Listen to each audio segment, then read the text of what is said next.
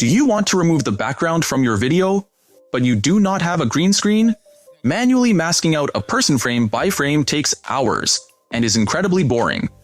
But now, you can do it in seconds using Wondershare Filmora 15. Today, I am going to show you how to use the AI Portrait Cutout tool to instantly isolate your subject.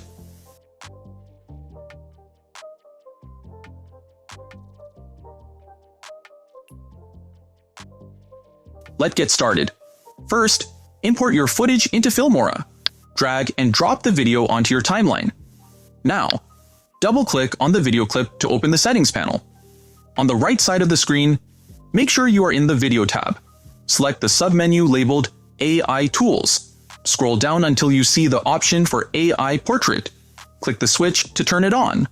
Filmora will automatically detect the human in the shot and remove everything else. You will see the background disappear instantly. Now, drag a new image or video onto the track below. You have successfully placed your subject into a completely new environment.